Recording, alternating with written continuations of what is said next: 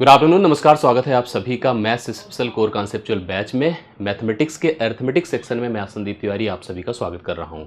सभी लोग कृपया तेजी के साथ जुड़े, क्लास की शुरुआत किया जाए।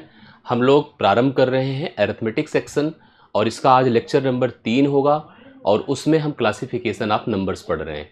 क्लासिफिकेशन ऑफ नंबर्स में मैंने एक पॉइंट्स पर लाकर आपको चीज़ों को अपडेट किया था पिछली क्लास में जो शनिवार को हुई थी। उसके बाद से वहीं से कनेक्टिविटी बनाते हुए क्लास की शुरुआत करेंगे। सभी लोग तेजी के साथ जुड़े। अभी तक का मुझे पूरा भरोसा है कि आपने सारा कॉन्सेप्चुअल डिस्कशन कर लिया होगा, सब कुछ नोट्स बना लिया होगा। मुझे अपडेट भी करते चलिएगा, ठीक है। हमने आपको जो है थोड़ा सा मैं इसके पहले का आपको अपडेट कर देता हूँ। इसमें पहले हमने क्या डिस्कस किया था, थोड़ा ध्यान समझिएगा। हम लोग नंबर्स का एक फ्लो चार्ट कंटिन्यू कर चुके हैं पढ़ना। इस फ्लो चार्ट में जितने भी अलग अलग वर्गीकृत नंबर हैं, डिफाइंड नंबर हैं, जो क्लासिफाइड नंबर्स हैं, जिनको हम बाई कैटेगरी उनके अलग अलग नाम से परिभाषाओं से समझते हैं, वो सब कुछ प्रेजेंटेड हैं। और उसमें ही मैंने देखिए सबसे पहले सम्मिश्र संख्या अर्थात कॉम्प्लेक्स नंबर को आपको प्रेजेंट किया। मैंने बताया कि यह एक प्रकार का एक सा बॉक्स है, ऐसा रूम है जिसमें दुनिया का कोई नंबर एग्जिस्ट कर सकता है। आप सभी को सम्मिश्र संख्या बोल सकते हैं। आप कोई भी नंबर अपने दिमाग में सोच लो, रख लो, पॉजिटिव हो, नेगेटिव हो, परसेंट भिन्न में हो, दशमलव में है, पूर्णांक में हो, किसी भी तरीके से कैसे भी नंबर डिफाइंड है, वह नंबर एक कॉम्प्लेक्स नंबर सम्मिश्र संख्या है। दो भागों में बढ़ता है, एक वास्तविक और दूसरा काल्पनिक। वास्तविक संख्या को मैंने स्पष्ट किया था, वह क्या होता है, एक ऐसा नंबर है जो नंबर एक नंबर लाइन पर, मतलब आप ऐसे कह सकते हैं कि दुनिया के वो सभी नंबर जो किसी एक नंबर लाइन पर प्रेजेंटेड हैं, प्लॉटेड हैं, वो सब के सब वास्तविक हैं। किन्हीं दो वास्तविक संख्याओं के बीच में अनंत वास्तविक संख्याएं पाई जाती हैं, ये मैंने आपको बताया था। इसके आगे डेफिनेशंस में हम चलते हैं। लेकिन काल्पनिक संख्याओं को भी एक्सप्लेन किया था, बहुत ज़्यादा नहीं, उसमें डिटेल में उतना जाने की नीड नहीं, लेकिन इतना ज़रूर जान लीजिए कि कोई ऋणात्मक संख्या है, नेगेटिव नंबर, अगर आप उसका वर्गमूल ट्राई करोगे, स्क्वायर रूट निकालने की कोशिश करोगे, तो वह संख्या तुरंत काल्पनिक बन जाएगी। यही मैंने आपको बताया था। काल्पनिक को लेकर के एक साइंटिस्ट थे, उनकी थीम भी समझाया था, जिनका नाम यूलर था। यूलर ने एक काल्पनिक संख्या को प्रेजेंट किया आई के फॉर्म में। उन्होंने √-1 को आई बोला। उसके आधार पर हमने कई कैलकुलेशंस भी किए, जिससे कि आई की पावर कोई भी हो जनरेट कर सकते हैं, निकाल सकते हैं। फिर मैंने आपको बताया कि जो वास्तविक संख्याएं होती हैं उन्हीं पर थोड़ा सा काम करते हैं। वास्तविक संख्याएं दो भागों में बढ़ जाती हैं, एक आपकी परिमेय संख्या रैशनल नंबर, दूसरी अपरिमेय संख्या जिसे इरैशनल नंबर कहते हैं। यस, हाँ, तो आप सभी लोग समझ रहे हैं ना मेरी बातों को, जो मैं आपको बताने की कोशिश कर रहा हूँ। देखिए, कुछ बैच के फीचर्स को दिमाग में रखिएगा। बैच अभी आपका तीसरा दिन है, आज आप देख पा रहे हैं तीसरी क्लास चल रही है। नोट्स मैं आपको फिर कह रहा हूं कि नोट्स सेल्फ रिटन नोट्स बनाइए, खुद से लिखकर नोट्स बनाइए। बोर्ड फाइल हम डेली का डेली भेजेंगे और मैं चैप्टर वाइज आपको पीडीएफ जो नोट्स का है वो मैं प्रोवाइड कर दूंगा। और साथ साथ जो प्रैक्टिस सीट होगी, जैसे अलग अलग टॉपिक, जैसे क्लासिफिकेशन ऑफ नंबर्स पर हम थोड़ा सा कॉन्सेप्चुअली इसको डिफाइन कर देंगे, एंड कर देंगे, तो इस पर हम आपको एक क्लास पीडीएफ कराएंगे जो हम आपको पूरा सॉल्व करवाएंगे एक तरफ से। दूसरा, मैंने जैसे जैसे कमिटमेंट किया था उसी हिसाब से करूँ। दूसरा, मैं आपको घर पे करने के लिए एक सीट दूंगा। जब इसी तरह से क्लासिफिकेशन कंप्लीट हो जाएगा, रिप्रेजेंटेशन कंप्लीट हो जाएगा, जो और आगे का पार्ट्स है नंबर सिस्टम का वो कंप्लीट होगा धीरे धीरे, तो सबको मिला के कंप्लीट पीडीएफ आपको प्रोवाइड किया जाएगा। हाँ, उसी दौरान जैसे जैसे एक एक पार्ट, एक एक टाइप इंड होगा, जैसे क्लासिफिकेशन इंड हुआ तो क्लासिफिकेशन पर एक टेस्ट होगा।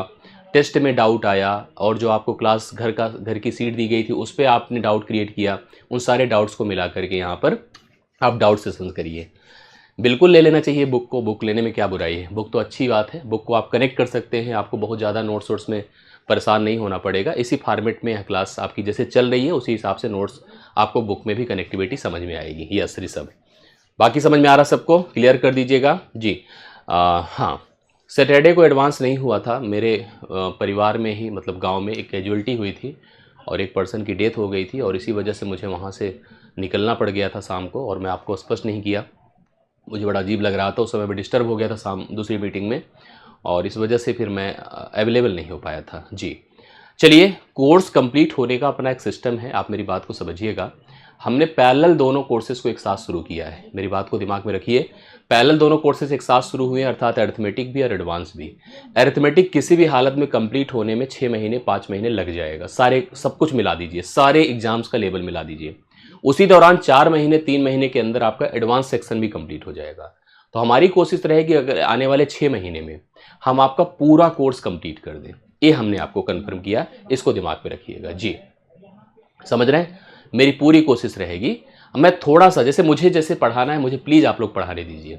मैं आपको इतना वादा करता हूँ कि आपको इसके बाद मैथ के लिए इधर उधर परेशान नहीं होना होगा। इसलिए मुझसे पढ़िए तो मुझसे पढ़ाने दीजिए। मैं अपने हिसाब से जैसे प्लानिंग करता हूँ, जैसे किसी एग्जाम के लिए मैं प्लान करता हूँ तो मैं खुद से सोचता हूँ कि मुझे इसमें कैसे पैकेज क्रिएट करना चाहिए, कैसे इनको मैं छोटे छोटे टॉपिक्स दूँ, कैसे मैं इनको टेस्ट में इन्वॉल्व करूँ, कैसे मैं इनकी प्रैक्टिस कराऊँ, कैसे इसमें मॉक क्रिएट करूँ, कैसे इसमें मैं क्या करूँ, ये मैं खुद से अपने लेवल पे प्लान करता हूँ। और मुझे प्लीज़ उसको प्लान करने दीजिए और मुझे पढ़ाने दीजिए। मैं एकदम बहुत अच्छे से आपको क्लियर कर दूंगा। आपको इसके बाद चिंता नहीं होगी, मैं आपको वादा करता हूँ। ठीक है। आइए अब समझिए जो मैं बताने जा रहा हूँ। इतना तो समझ में आ गया सबको। हमने आपको परिमेय संख्या, मैं यहीं से थोड़ा सा एक्सप्लेन कर देता हूँ, इसी के बाद से कनेक्टिविटी समझाता हूँ। ध्यान से मेरी बात को सुनिएगा। मैंने आपको समझाया था कि जो हमारी वास्तविक संख्या है, मतलब हम जो कैटेगरी बना रहे हैं किसकी, रियल नंबर की ना, रियल नंबर। आप लोग हेडिंग कर लीजिएगा, सब लोग नोट भी किए होंगे वैसे। रियल नंबर जिसे हम लोग वास्तविक संख्या कहते हैं। वास्तविक संख्या को हम लोग एक संख्या रेखा पर, मतलब आपको कैसे इसको एक्सप्लेन किया गया था, पहली शब्द तो मैंने यही समझाया होगा कि हम इसको कैपिटल आर से प्रेजेंट करते हैं। एक रियल नंबर लाइन होती है जिस पर दुनिया की सभी संख्याएं जो प्लाट की जा सके उन सबको वास्तविक संख्या ही कहते हैं। इसको दो भागों में बांटा गया है। एक पहला भाग इसका क्या हो गया बताइए, रैशनल नंबर। ध्यान से सुनिएगा, पहला भाग इसका हो गया रैशनल नंबर, जिसे हिंदी में हम लोग कहते हैं परिमेय संख्या। परिमेय संख्या ये पहला भाग हो गया। इसको भी हम कैपिटल क्यू से डिनोट करते हैं, इस बात को एकदम क्लियर करिएगा। इसको भी हम कैपिटल क्यू से डिनोट करते हैं। दूसरा भाग इसका होगा इरेशनल नंबर। इरेशनल नंबर, इसको हम लोग क्या कहेंगे बताइए, अपरिमेय संख्या। अपरिमेय संख्या, इसको हम अपरिमेय संख्या कहेंगे। अब हम आपको सबसे पहले परिमेय, हालांकि मैंने पिछली क्लास में एक्सप्लेन किया था, लेकिन फिर भी मैं ये 2 मिनट में एक्सप्लेन करके तब आगे बढ़ता हूं और उसी हिसाब से परिमेय अपरिमेय मैं डिफाइन कंप्लीट करता हूं। हमने कहा वास्तविक संख्याओं का वह समूह, वास्तविक संख्याओं का वह समूह, हाँ, जिन्हें, वास्तविक संख्याओं का वह समूह जिन्हें P बटा Q के रूप में लिखा जा सके परिमेय संख्या कहलाती हैं।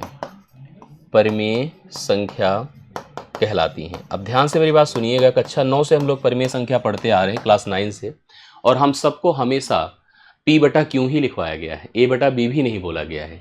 लेकिन आप ऐसे इसको डिफाइन करिए, सोचिए, कोई भी नंबर आपको कोई दे दे, नंबर चाहे पॉजिटिव हो चाहे नेगेटिव हो, उससे कोई दिक्कत नहीं है। नंबर आपका कैसा भी हो, वो एक फ्रैक्शन का फॉर्मेट बना सके, एक भिन्न के रूप में लिखा जा सके। किसी भी संख्या को अगर हम भिन्न के रूप में लिख दें, अर्थात हम लोग फ्रैक्शनली P बटा Q के फॉर्म में कन्वर्ट कर दें, तो निश्चित तौर पर मानिएगा कि वह संख्या एक परिमेय संख्या हो जाएगी, वह रैशनल नंबर हो जाएगी। इसमें चिंता की बात नहीं है। कोई भी नंबर आप ले लीजिए। मैंने जैसे अगर आपको लिख कर दिया, सपोज करिए 5, अब आपके मन में है सर 5 तो P बटा Q नहीं है, लेकिन है कैसे, इसको हम 5/1 लिख सकते हैं। मैंने कहा 1/2, आप देख ही रहे, 1 का 2 टुकड़ा। मैंने लिखा -3/4, बिल्कुल है परिमेय संख्या। 1/3 परिमेय संख्या है। अब आप कहोगे सर 0.5 है कि नहीं है, बिल्कुल लिख सकते हो, तो ज़रूर है। आप P बटा Q के रूप में लिख दीजिए 0.5, तो मतलब दशमलव आपका हटेगा तो 1 बटा आपका कितना हो जाएगा, 5 बटे पहले इसको 10 लिख दीजिए, दशमलव हटाते ही हम इसको 5/10 लिखेंगे, और 5/10 को आप प्रेजेंट करोगे तो 1/2 हो जाएगा। मतलब वह भिन्न हो गया, चाहे काटे चाहे ना काटे, कोई दिक्कत की बात नहीं है। ऐसे अगर मान लीजिए 3.4 है तो मैं इसको 34/10 लिख सकता हूँ।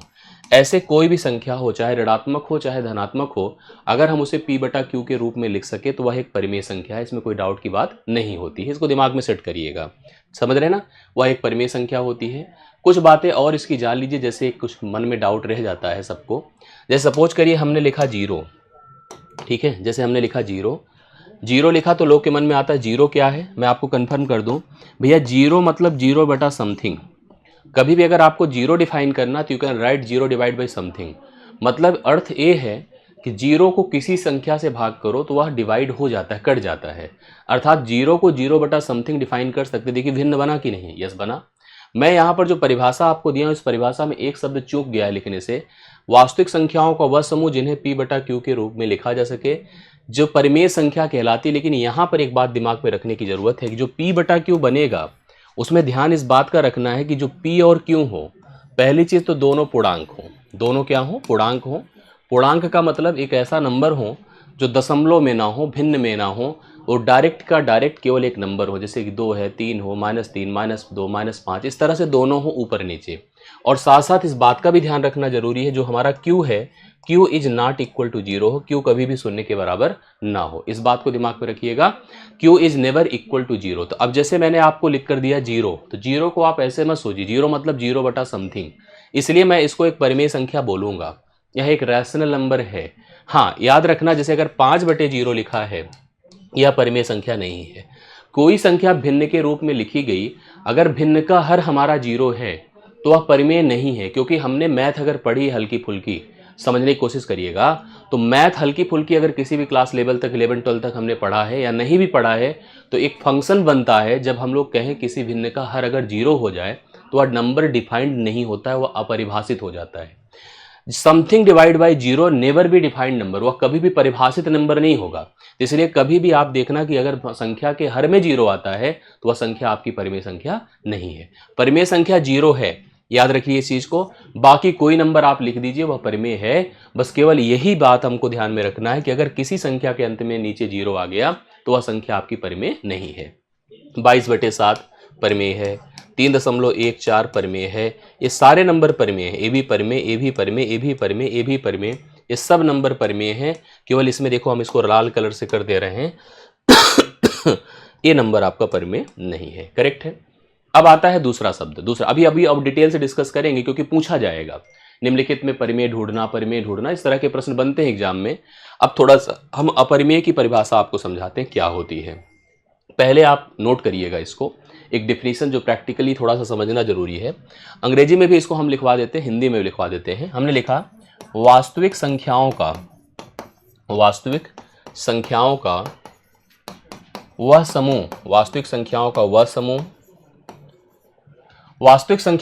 समूह जिन्हें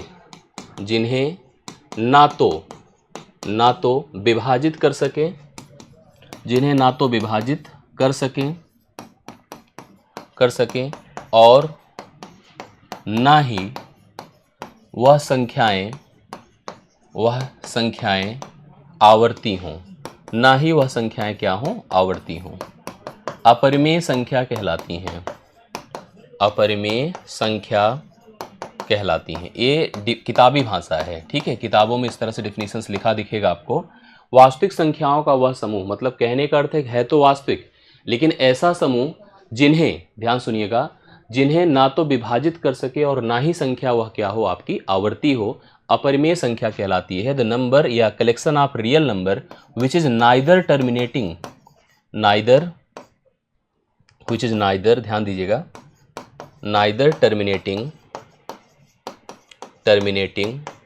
नार रिपीटिंग। हाँ, नार रिपीटिंग, ये दो शब्द हैं जिनको समझना आपके लिए जरूरी है। मतलब एक ऐसा नंबर समूह वास्तविक संख्याओं का विच इज नाइदर टर्मिनेटिंग नार repeating is called the irrational number, उसी को हम लोग अपरिमेय संख्या कहते हैं, जिन्हें ना तो विभाजित कर सके ना ही आवर्ती हो। अब आपके मन में डाउट आता होगा कि हम सर इसको पहचानेंगे कैसे। इसको पहचानने के लिए हम सब को डिवीजन प्रोसेस से होकर गुजरना होगा, अर्थात भाग के नियमों को जानना होगा कि क्या होता है डिवीजन और किस हिसाब से डिवीजन के आधार पर इसकी डिफिनीशन हम लोग डिफाइन करते हैं। तो सब लोग देखिए, जैसे शब्द यहाँ पर अगर इन्वॉल्व कर दिया गया कि ऐसी संख्या है जिसे ना तो विभाजित कर सके, तो इसका मतलब विभाजन का नियम यहाँ पर अप्लाइड होता है, अर्थात डिवीजन आता है कि नहीं आता है। यस, डिवीजन आता है, अर्थात भाग आता है। तो भाग मतलब क्या है बोलिए। भाग का मतलब होता है बंटवारा, किसी एक धन का बंटवारा करना। वहीं से तो हम इसको समझ पाएंगे, किसी एक धन का बंटवारा करना। तो बंटवारा कुछ लोगों में होता है, लेकिन इसको अगर आपको समझना है तो ऐसे सोचिए, जब हम वास्तविक संख्या की बात कर रहे थे तो हमने आपको एक ऐसे नंबर लाइन बना कर दिया था। नंबर लाइन में 0 था, इधर 1 था, 2 था, 3 था, ऐसे 1 प्लस इन्फिनाइट था। इधर चले गए, -1 था, -2 था, -3 था, ऐसे 1 माइनस इन्फिनाइट था।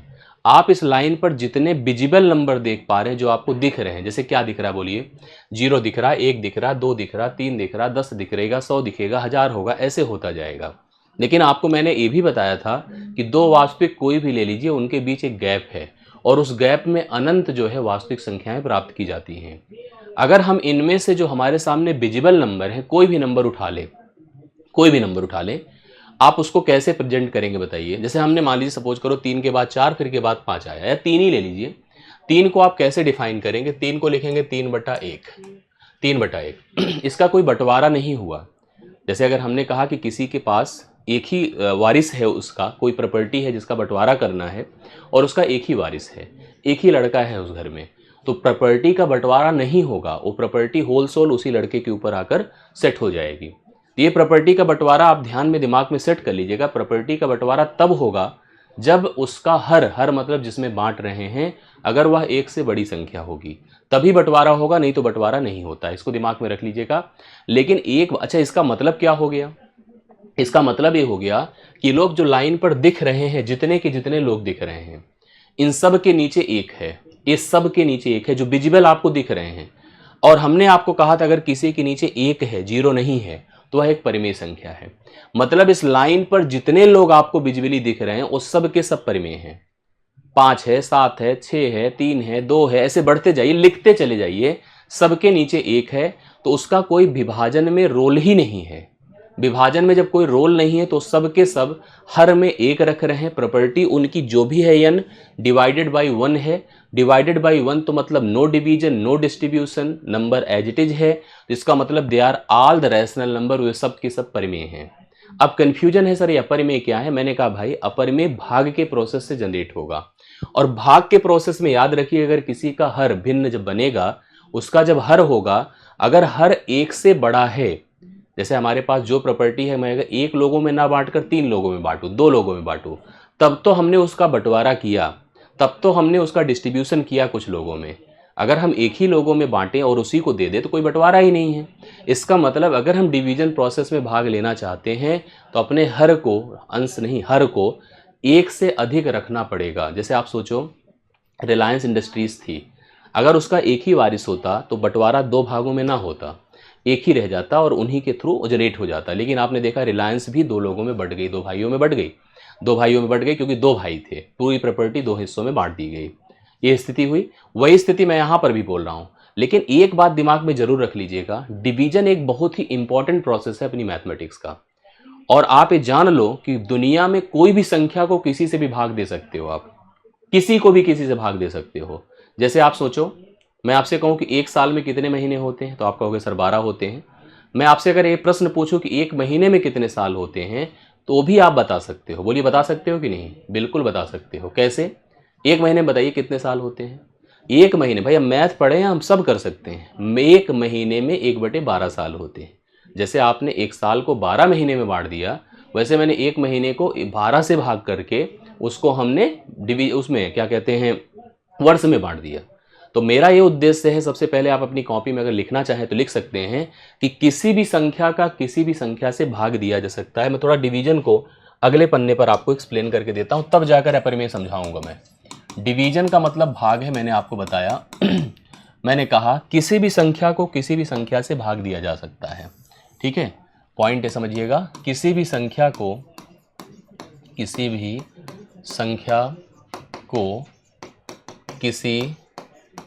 अन्य संख्या से विभाजित, किसी भी संख्या को किसी भी अन्य संख्या से भाग दिया जा सकता है। मैं लिख रहा हूं, विभाजित हो अलग हो नहीं हो अलग बात है। किसी भी संख्या को किसी अन्य संख्या से भाग दिया जा सकता है। ठीक है, दिया जा सकता है। हम अपरिमेय आपको जब पढ़ाना शुरू किए तो मैंने परिभाषा में लिखा कि ऐसा समूह, ऐसा भिन्न या ऐसी संख्या जिसे जब मैं बांटने की कोशिश करूं, मतलब उसको जब मैं भाग दूं, तो भाग देने के बाद वह ना तो विभाजित हो ना ही आवर्ती हो। इसका मतलब उसने डिवीजन के बाद जो प्राप्त आउटपुट है, प्राप्त रिजल्ट है, उसकी प्रॉपर्टी की बात करी, उसकी पहचान करने की बात करी। तो हम लोगों ने देखिए ऐसे कोशिश किया, हमने कहा किसी भी संख्या को किसी अन्य संख्या से हम भाग दे सकते हैं। लेकिन जब कभी भाग देते हैं तो जो उसका रिजल्ट आता है, वो रिजल्ट भागफल क्या आता है बोलिए? जो भागफल आएगा, भागफल हमेशा 3 प्रकार का आ सकता है, 3 से इधर उधर नहीं आ सकता है। कोई भी संख्या का बंटवारा भाग जब करेंगे हम लोग तो भागफल हमेशा 3 प्रकार का आता है। क्या क्या आ सकता है देखिएगा कैसे? 3 से ज़्यादा प्रकार का कभी भागफल नहीं आएगा। ठीक है। अब उसको अपरिमेय को क्या डिमांड थी, अपरिमेय की जो रिक्वायरमेंट थी वो कहता था कि भाग दो, ना कटे, ना कटे और ना ही आवर्ती हो। अभी आपको दोनों शब्द अलग अजीब लग रहे होंगे, लेकिन चलिए मैंने भाग देने की बात करी, हमने कहा भाग दीजिए, तो आपको जैसे कुछ ऐसे नंबर फेस करने को मिलेंगे जो बड़े अच्छे होते हैं। जैसे हमने कहा 15 को 5 से भाग करो, भाग तो कर ही सकते हो, तो मैंने कंफर्म कर दिया था किसी भी संख्या को किसी से भाग दे सकते हैं। 5 से इसको भाग किया, 5 या 15 पूरी तरह से कट गया। कट गया है ना, अच्छा लगता है इस तरह का नंबर फेस करना, जब कट जाता है तो बड़ी खुशी होती है। फिर मैंने कहा 15 को आप 4 से भाग करो, तो आपने ट्राई किया, तो आप कैसे किए होंगे बोलिए। आपने लिखा होगा 4 तियाँ 12, 4 सते 28, 4 पंचे 20, 3.75। आपको लग रहा है कट गया, कहेंगे सर पूर्णतः नहीं, लेकिन मैं कह रहा हूँ नहीं है, पूर्णतः तो नहीं, लेकिन इसको भी कटना ही मानते हैं। मैं इसको भी टर्मिनेटिंग मानूंगा, मतलब विभाज्य मानूंगा मैथ के हिसाब से, और इसको भी मैं टर्मिनेटिंग मानूंगा, इसको भी मैं विभाज्य मानूंगा, विभाज्य मानूंगा। ठीक है, इसको शांत कहते हैं, बाद में हम आपको समझाएंगे। इसी को हम शांत भी कहते हैं। क्या कहते हैं? शांत। इसको भी कहेंगे शांत। अब शब्दार्थ, अब एक तीसरे प्रकार का भाग आपको फेस करने को मिलेगा, उसको जानिए क्या मिलेगा। ऐसे मिलेगा जैसे 1/3 है। जब 1/3 था, मैंने कहा इसको थोड़ा भाग दीजिए 3 से 1 को, तो आपने कहा 0.3333333333 भाग दे के देखिए रफ पे 333333 ऐसे बढ़ता चला जाएगा। इसका मतलब इसको प्रेजेंट किया जाता है 3 के ऊपर बार से। जब कभी भी कोई ऐसा भागफल जो भाग देने के दौरान ब्रेक ना हो, कटे ना, तो पक्का थोड़ी देर बाद चाहे 1 अंक लेकर चाहे 1 से अधिक अंक लेकर अपने आप को रिपीट करना शुरू कर देता है। यह नॉन टर्मिनेटिंग होता है। पहली चीज जो है अपरिमेय की डिमांड थी। अपरिमेय आपसे क्या मांग रहा था बोलिए। अपरिमेय हमसे कह रहा था, अपरिमेय हमसे ये कह रहा था कि ऐसी संख्या जिसको जब मैं भाग दूं ना तो कटे ना तो विभाजित हो। ना तो विभाजित हो का मतलब होता है नॉन टर्मिनेटिंग, इसको आप अशांत कहते हैं। ठीक है, लेकिन साथ साथ उसकी एक डिमांड और थी। ऐसा नहीं कि डिमांड ऐसी थी कि ना तो कटे वो भी हो गया और आवर्ती ना हो वो भी हो गया, ऐसा नहीं था। उसने कहा ना तो विभाजित हो ना ही आवर्ती हो, ना तो विभाजित हो ना ही आवर्ती हो। तो इसको आवर्ती को अंग्रेजी में कहते हैं रिपीटिंग। क्या कहते हैं? रिपीटिंग, या इसी को कहते हैं रिकरिंग, चाहे जो आप नाम कर दीजिए। तो मैं आपको गारंटी दे रहा हूं इस बात की, जो संख्या अशांत होगी, नहीं कटेगी, वो गारंटीड ले लीजिएगा वह आवर्ती हो जाएगी। ये पक्का है, मैं आपको लिखवा देता हूं इसको अपने भाई पूरे कॉन्फिडेंस से। मैंने कहा जैसे इस तरह के जो नंबर थे जिसको मैंने जब भाग दिया तो पता चला भैया नॉन टर्मिनेटिंग, इसको आप अशांत कहते हैं। लेकिन श्योर समझ लीजिएगा, जो संख्याएं डिवाइड नहीं होती हैं, अशांत होती हैं, वो पक्का आपकी आवर्ती हो जाती हैं, रिपीटेड हो जाती हैं। मतलब आप उसको भाग दीजिएगा, थोड़ी देर के बाद उसके पद अपने आप को दोहराना शुरू कर देंगे। तो अपरिमेय की जो डिमांड थी वो ये थी कि ना कटे, तो पहले तो ये कट गया, ये भी कट गया, इसको दोनों को कटना ही कहते हैं, भले ही पूरी तरह से या दशमलव के कुछ अंकों के बाद, दोनों का मतलब शांत होना।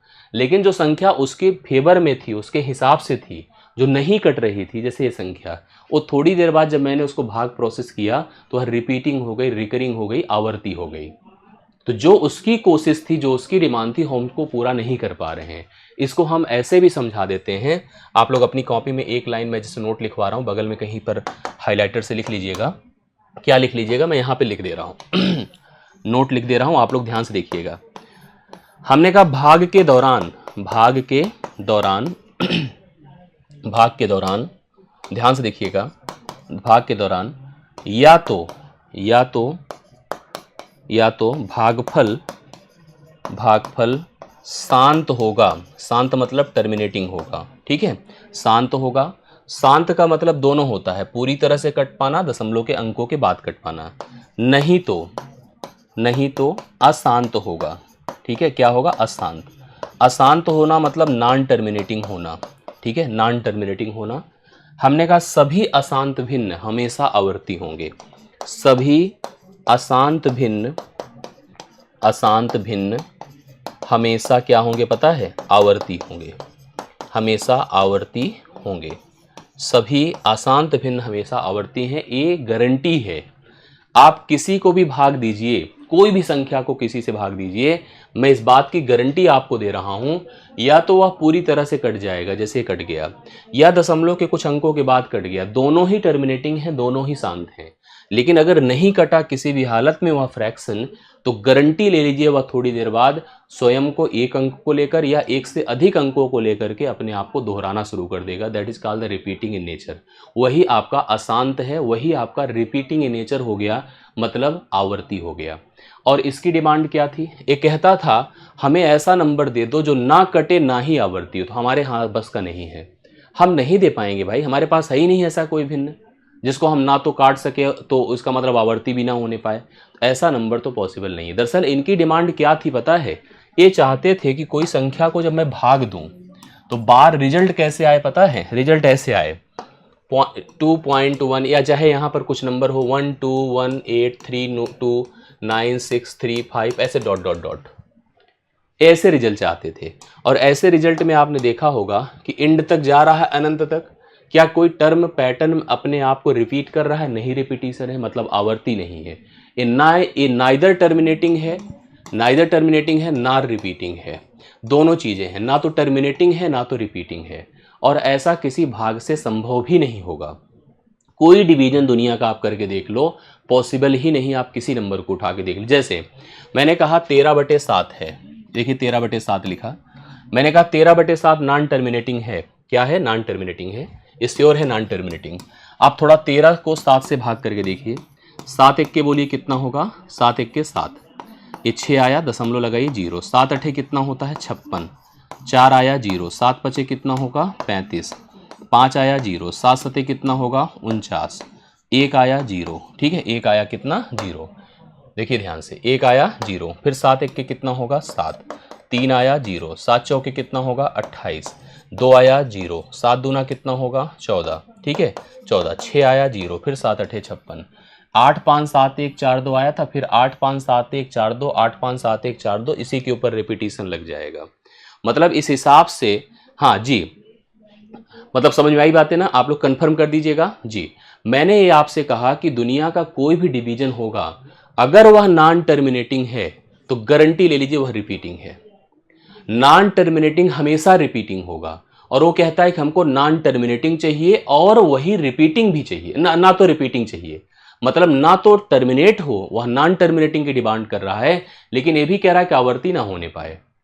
नॉन टर्मिनेटिंग हो लेकिन आवर्ती ना होने पाए, इस बात को दिमाग में रखिएगा। उसकी डिमांड ये है, मतलब बड़ी अजीब सी डिमांड है, हम पूरा नहीं कर पाएंगे। मतलब ऐसा कहीं रिजल्ट किसी भाग में पॉसिबल नहीं है, ऐसा रिजल्ट किसी भाग में पॉसिबल नहीं है, लेकिन ये पॉसिबल है। कहां पर है उसको ध्यान से सुनिएगा। मतलब अगर हमको आपको अपरिमेय संख्या बतानी है, मतलब इरेशनल नंबर समझाना है, एग्जाम्पल देना है और एक डिफिनीशन भी देनी है, सपोज करिए अपरिमेय संख्या को लेकर के, तो मैं आपको उसके लिए समझा देता हूं। मैं आपको कहता हूं कुछ नंबर लीजिए, जैसा मैं चाहता हूं उस तरह के नंबर लीजिए। आप कुछ नंबर लीजिए, मैं लिख रहा हूं, किसको लीजिए किसको छोड़िए। गिनती में नंबर लिखिए। 1 है, 2 है, 3 है, 4 है, 5 है, 6 है, 7 है, 8 है, 9 है, 10 है, ऐसे नंबर बढ़ते जाएं। इसमें छोड़िए किसको पता है? 1 को छोड़िए, 4 को छोड़िए, 9 को छोड़िए। तो पता है किसको आप छोड़ रहे हैं? आप पूर्णवर्ग संख्याओं को छोड़ दीजिए, पूर्णवर्ग संख्या को छोड़ दीजिए। चलिए, पूर्णवर्ग संख्या अंग्रेजी में कहलाता है perfect square number, perfect square number, इसको छोड़ दीजिए आप। अब जो संख्या बचे, जो नॉन परफेक्ट स्क्वायर हैं, उनको उठा लीजिए। 2 है, इसका वर्गमूल करिए, 3 का वर्गमूल करिए, 5 का वर्गमूल करिए, 6 का वर्गमूल करिए, 7 का वर्गमूल करिए, 8 का वर्गमूल करिए। ये सब जितने संख्याएं हैं, जितना लिखा मैंने, अगर हमने कहा कोई संख्या नॉन परफेक्ट स्क्वायर नंबर है, नॉन परफेक्ट स्क्वायर नंबर है, मतलब पूर्णवर्ग संख्या नहीं है, पूर्णवर्ग संख्या नहीं है। अगर वह संख्या पूर्णवर्ग संख्या नहीं है और उसका वर्गमूल आपने सोचा, उसके वर्गमूल को ज्ञात करने की प्रक्रिया, ज्ञात करने की प्रक्रिया संख्याओं को अपरिमेय संख्या बना देती है। हाँ, अपरिमेय संख्या बना देती है, अपरिमेय संख्या बना देती है। मैंने कहा जो संख्या पूर्णवर्ग संख्या नहीं है, उसके वर्गमूल को ज्ञात करने की प्रक्रिया संख्याओं को अपरिमेय संख्या बना देती है। फिर मैं आपसे कहूँगा अपरिमेय संख्या कोई, जैसे उसमें नहीं, हम लोग एक काल्पनिक संख्या वाला कॉन्सेप्ट पढ़ रहे थे। जैसे मैंने कहा काल्पनिक संख्या कहीं से आ नहीं रही है, हम लोग अपने हिसाब से क्रिएट कर दे रहे हैं। हम एक ऐसा प्रोसेस बना रहे हैं, एक ऐसी एक्टिविटी बना रहे हैं जिसके तहत वो संख्या आपकी अपरिमेय संख्या, काल्पनिक संख्या बन जा रही थी, उसी प्रकार से अपरिमेय संख्या बन जा रही है। तो अपरिमेय संख्या, फिर ध्यान देना, अगर आपको किसी को समझाना है तो आप यही कहना, भैया ये ऐसे नंबर हैं, अगर हम इनको डिवीजन के आधार पर सोचेंगे तो ये कटते नहीं हैं, तो आवर्ती भी नहीं होते हैं। कटते नहीं तो हम तो कहें यार आवर्ती तो हो ही जाएगा, अगर भाई हम भाग देंगे तो या तो कटेगा पूरी तरह से, नहीं कटेगा दशमलव के कुछ अंकों के बाद कटेगा, और अगर नहीं ही कटा तो जाहिर सी बात है कि वह संख्या आवर्ती होना तय है। तो इसलिए मैं गारंटी दे रहा हूं इस बात की, कोई भिन्न जो p बटा q के रूप में है वो आपका अपरिमेय हो ही नहीं सकता है। अगर नंबर p बटा q है तो वह परिमेय होगा, परिमेय ही होगा, कभी भी अपरिमेय नहीं होगा। भिन्न कभी अपरिमेय हो ही नहीं सकता है, भिन्न कभी भी अपरिमेय हो ही नहीं सकता। रिकरिंग रैशनल नंबर होते हैं, नॉन रिकरिंग बिल्कुल, रिकरिंग आवर्ती, हाँ आवर्ती बिल्कुल होते हैं रैशनल नंबर, एकदम सही बात है। अगर आपके मन में है कि आवर्ती को हम लोग, जैसे आवर्ती मतलब 1/3, आवर्ती मतलब 2/9, आवर्ती मतलब 13/7, ये सब आवर्ती ही है। आप उनको भिन्न में बनाएंगे, कुछ point dot dot dot dot dot बढ़ते चले जाएंगे, बार ही लग जाएगा। जैसे मैं आपको कुछ एग्जाम्पल दे रहा हूँ, आप उनको समझिए तो आपको क्लियर होगा कॉन्सेप्ट कुछ। जैसे मैंने आपको कहा कि आपको कुछ ऑप्शन दूं, आप मुझे पहचान कर बताइए इसमें कौन सा परिमेय है, कौन सा अपरिमेय है। जैसे मैंने लिखा, ऐसे पॉइंट कर रहा हूं, मतलब इसमें नहीं किसी को ढूंढना है। जैसे मैं लिख रहा हूं, देखिए ध्यान से, मैंने लिखा 0.121835 100 आन, ऐसे बढ़ते चले गए। मैंने लिखा 0.1532, ये लिख दिया मैंने।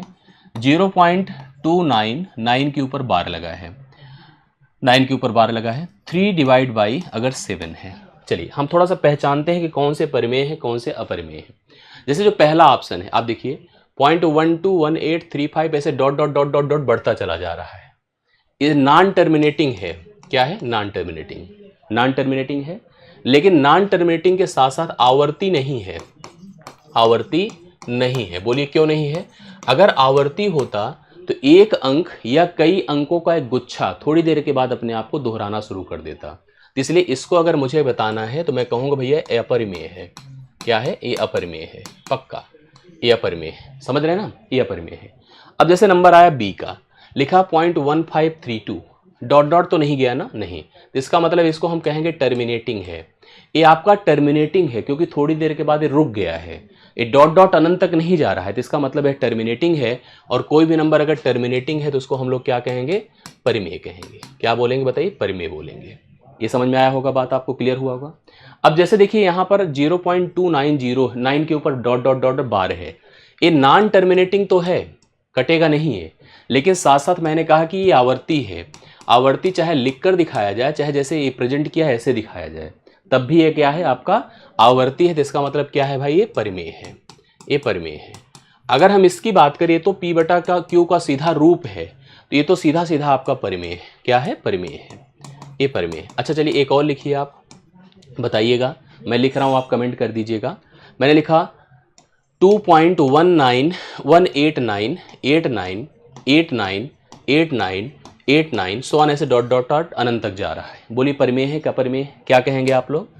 अब आपने जब इसको भी देखा होगा तो आपने देखा कि भाई नॉन टर्मिनेटिंग तो है क्योंकि अनंत तक जा रहा है, अनंत तक जा रहा है तो नॉन टर्मिनेटिंग है। लेकिन मैंने देखा कि एक तो रुक गया, उसके बाद 8989898989 बढ़ रहा है, तो मैं इसको लिख क्या सकता हूँ?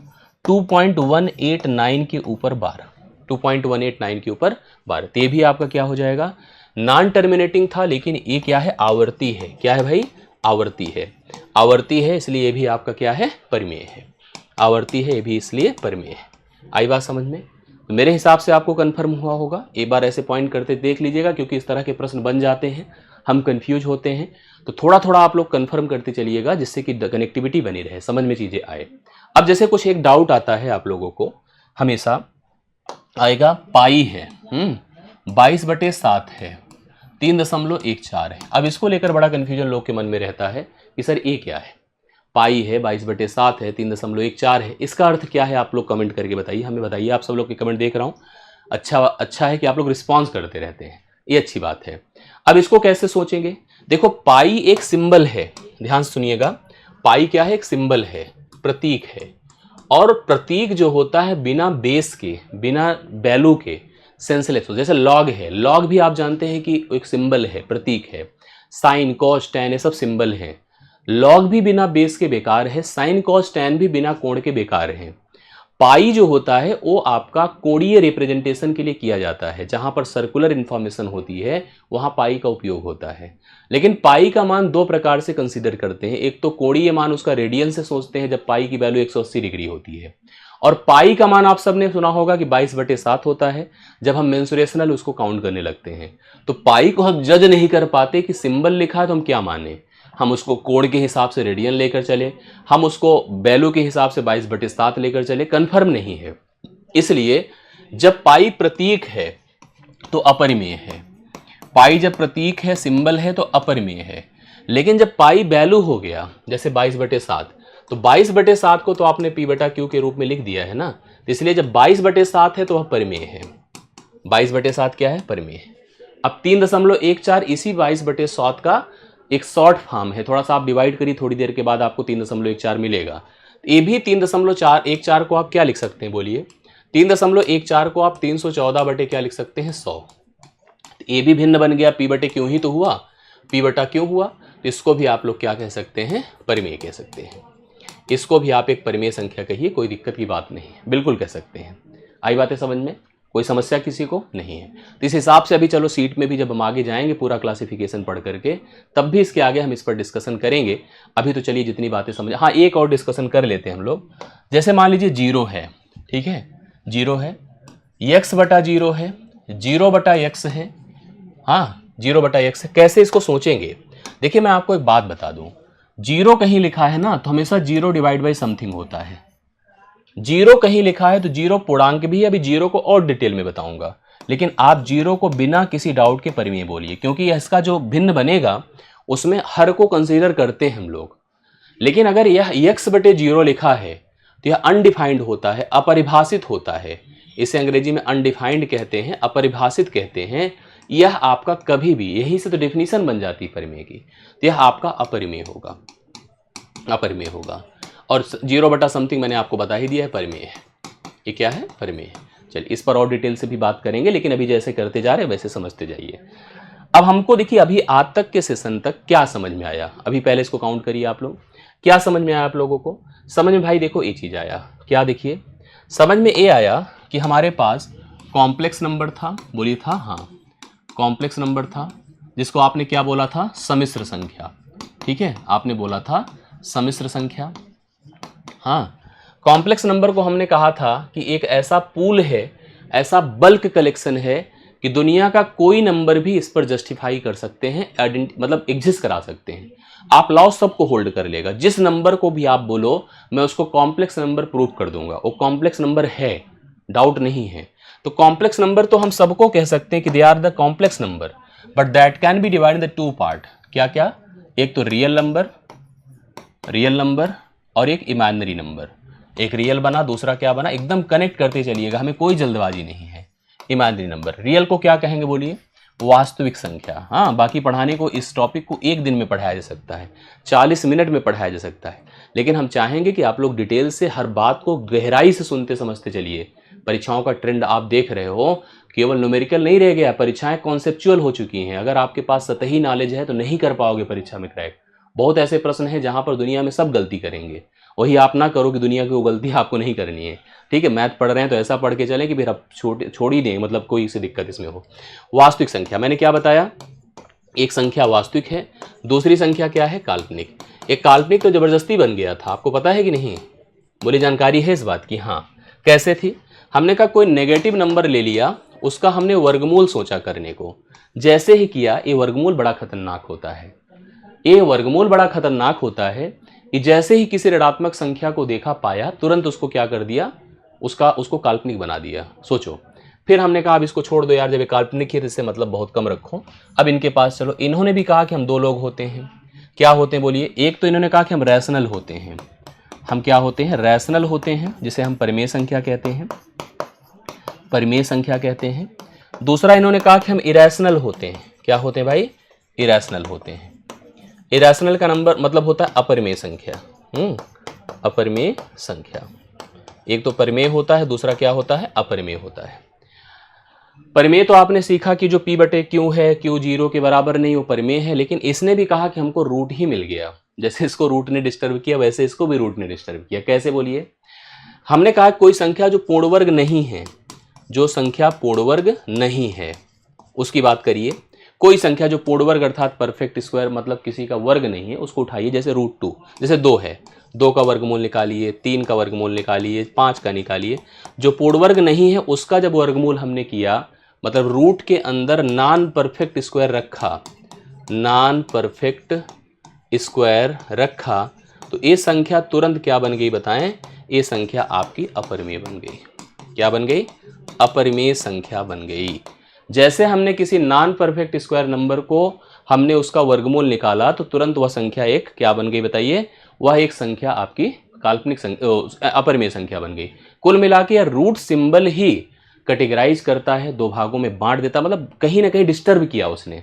बाद में हम लोग जैसे यहाँ से सम्मिश्र से आकर इस पर कैलकुलेशन करना शुरू किए, वैसे अब इस पर आकर इसको छोड़कर हमारा मेन फोकस अब इस पर हो जाएगा, क्योंकि यहीं से फिर से बंटवारा होगा। फ्लोचार्ट आप अपना पन्ना पलटिए तो आपको दिख जाएगा जी, आपको फ्लोचार्ट में दिख जाएगा कि इसके दो भाग हैं।